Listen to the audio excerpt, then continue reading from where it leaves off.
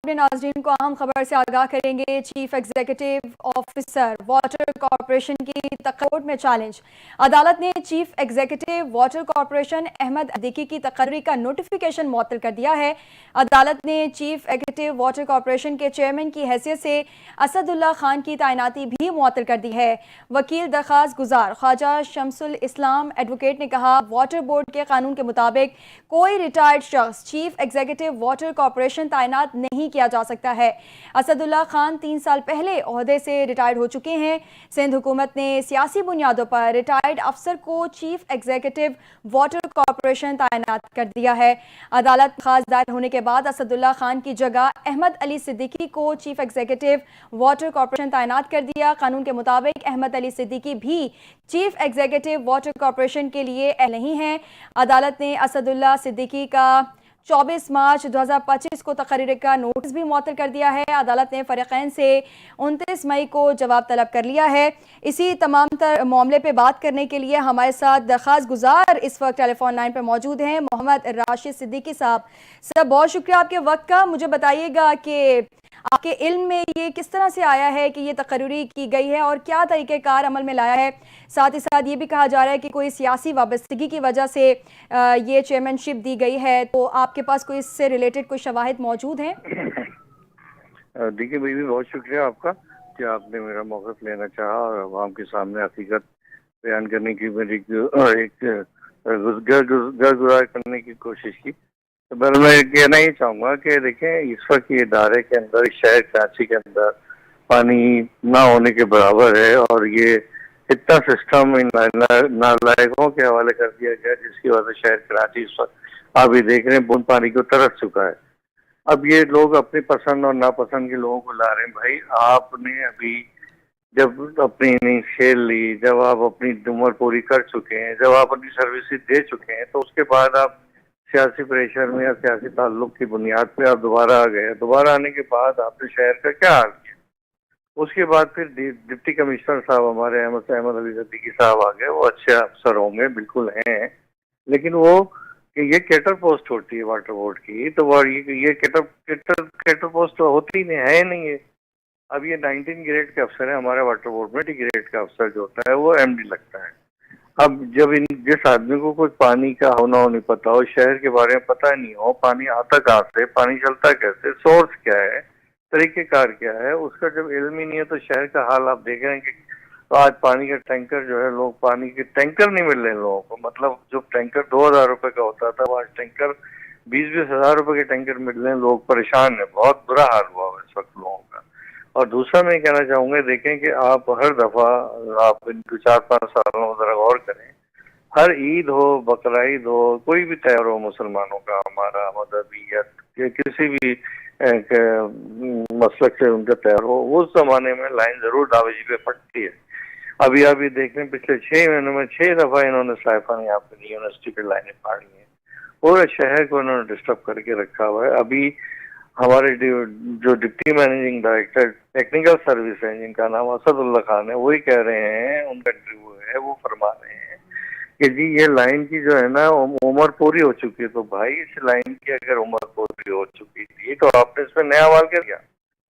जब आपने नए वाल लगा दिए तो उन लाइनों में जब बोसीदा लाइनें थी तो उस लाइन को रिप्लेस करते। आपने जो है वो नए वाल लगा दिए। नए वाल लगेंगे कैसे जब वो नए वाल लग नहीं सके और उन पे फोर्स पूरा आ नहीं सका? उससे क्या हो रहा है कि अभी इस बार लाइन दोबारा फटेंगे। डायरेक्ट फुल प्रेशर से ये पानी चला भी नहीं रहे हैं, उस वाल को पूरा पानी नहीं खोल रहे हैं, क्योंकि जफर मलिक जो सकीफ सीनियर अफसर हैं, उनकी नाअहली की वजह से लाइनें 10 दफा फट चुकी हैं और एक जिसकी वजह से सारा शहर डिस्टर्ब हुआ है।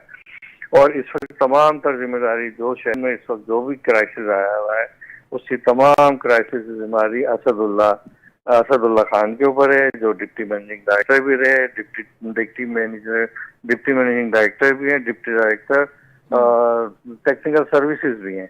2 चार्ज लेने के बावजूद इस शहर को सर्विस नहीं दे सके और आज शहर बूंद बूंद को तरस रहा है पानी। ठीक है राशिद साहब, मुझे ये भी बताया गया कि जब आपने अपनी दरख्वास्त में जो निकात उठाए, तो क्या अदालत ने पर मुकम्मल तौर पर इत्तेफाक किया है?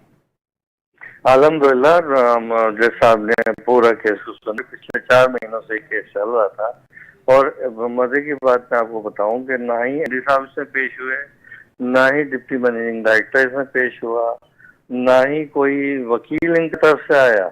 और वकील के ऊपर जब हमने कल गुजार की जज साहब से कि सारी 5 महीने हो गए इस केस से, ये आने को तो छोड़ रहे हैं, तो जवाब भी नहीं दे रहे हैं। तो कल जज अच्छा। साहब ने उन पर 5 लाख रुपए का जुर्माना भी किया, जिसकी कॉपी मेरे पास है, जो कि आपको मैं अभी पेश कर सकता हूँ, मैं भेज सकता हूँ आपको, वो देख लीजिएगा।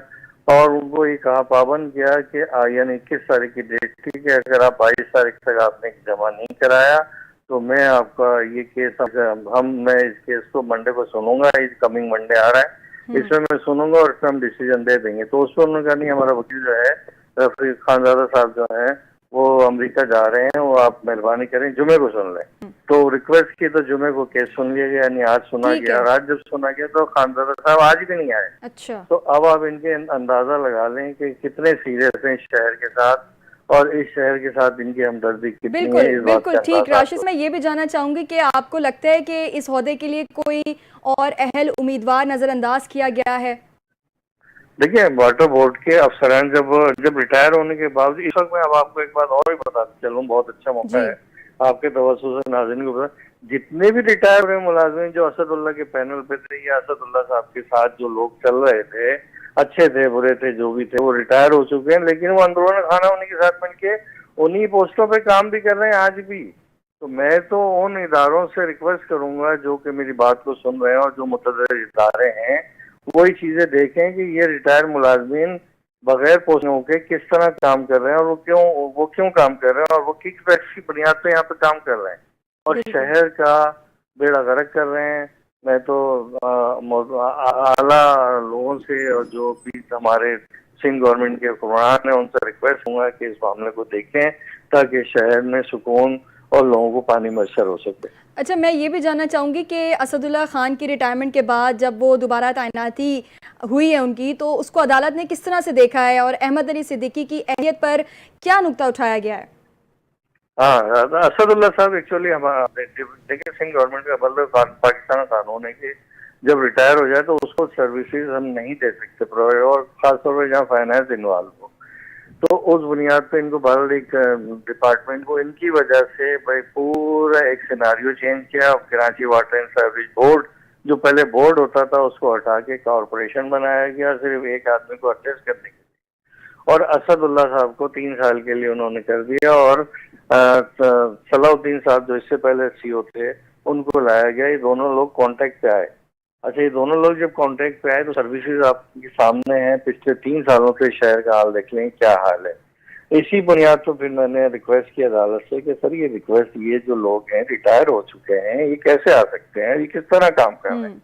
तो उसको गौर व फिक्र की अदालत ने, और उसको हमारे नुक्ते को समझा, और समझने उसके बाद ये केसेस पहले हो चुके हैं, सुप्रीम कोर्ट के बाकायदा क्लियर ऑर्डर हैं कि ये नहीं हो सकते। तो अच्छा, उसी तो बुनियाद पे असदुल्ला साहब हटे। अच्छा, जी। जो हमारे एमडी हैं, जो अभी नए आए थे एमडी साहब, इनके साथ प्रॉब्लम ये था कि डिप्टी कमिश्नर है। डिप्टी कमिश्नर जो है वो एमडी वाटर बोर्ड नहीं लग सकता, एमडी वाटर कॉर्पोरेशन नहीं लग सकता, क्योंकि ये जो है कैटर पोस्ट है, कैटर पोस्ट वाला इंजीनियर होता है, वही लग सकता है इसमें। और वो कैटर यानी वो फुलफिल नहीं कर रहे थे, जिसकी वजह से इनको भी हटाने के अहकामात आला अदालत ने सादिक फरमा अच्छा, दिए। मुझे बताइएगा कि आपकी क्या तवक्कुआत हैं 29 मई को जो समाअत होनी है, उसमें आपका क्या मुतालबा होगा? आप क्या चाहते हैं कि ये मुस्तकिल नाअहली हो इनकी, या आप सिर्फ शफाफियत का मुतालबा करते हैं? क्या तवक्कुआत हैं आपको अदालत से? नहीं, देखिए, ये तो अहल है ही नहीं। अगर अहल होते तो ये अदालतों में आते, अदालतों का फेस नहीं कर सके ये।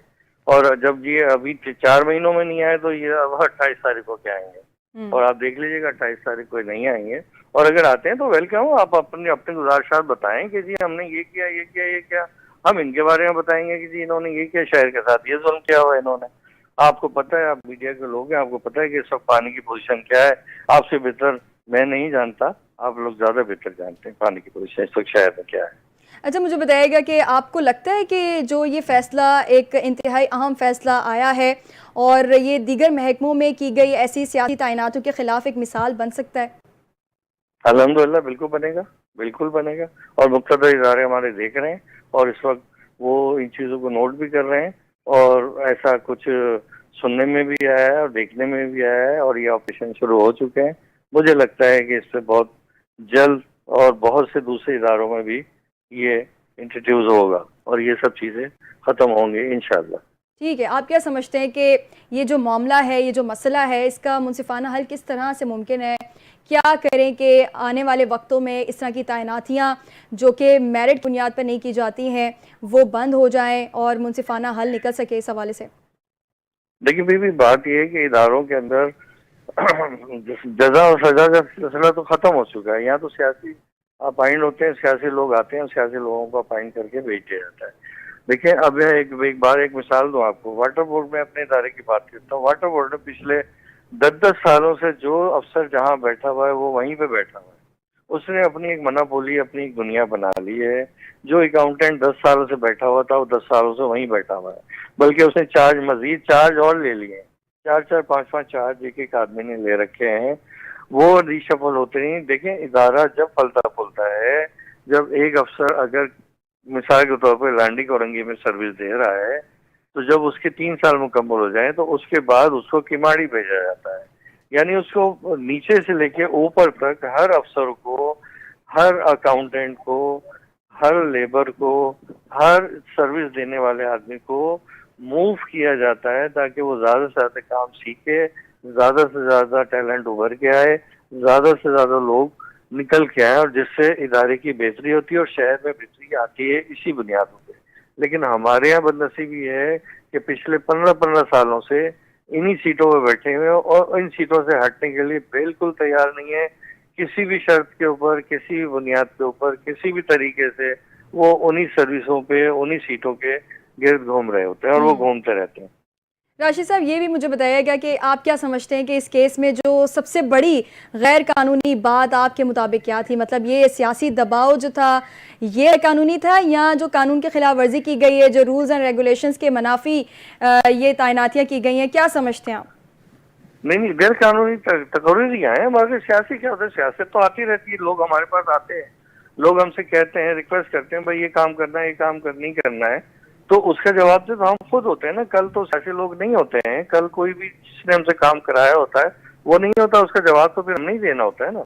तो हमें ऐसी क्या जरूरत है कि हम उसको सियासी प्रेशर में आए या किसी इस तरह के गलत कामों को करें जो कि बाद में भुगतना पड़ता है या हमें ब्लैकमेल होना पड़ता है। आपको जरूरी नहीं है। आप वो काम करें जो आइन और कानून कहता है, उस पर अमल करें। अल्हम्दुलिल्लाह कुछ नहीं होता और कोई कुछ नहीं कर सकता। जब अच्छा राशिद साहब, हम देखते हैं कि जब इस तरह की तकर्रियाँ होती हैं, तैनातियाँ होती हैं, मेरिट के बजा जाके ये तैनातियाँ की जाती हैं, तो इसका जो असर है वो आवाम के ऊपर सबसे ज़्यादा पड़ता है।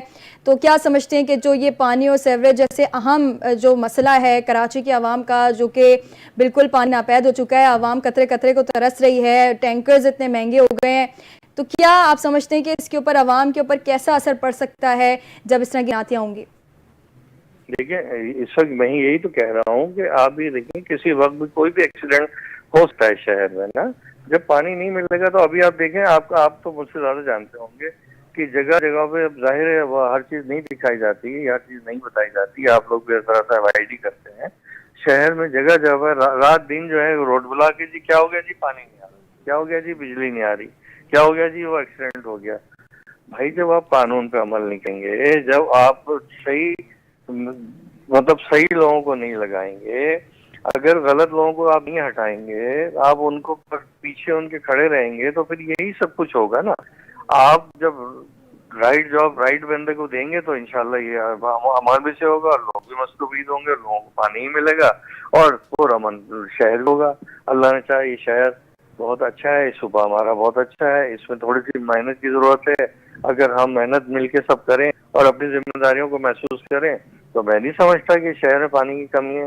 पानी की कमी मेरे हिसाब से नहीं है। मैं बता सकता हूँ इसके बारे में, किसी वक्त आप बैठेंगे तो मैं आपको सारे फैक्ट एंड फिगर दे सकता हूँ।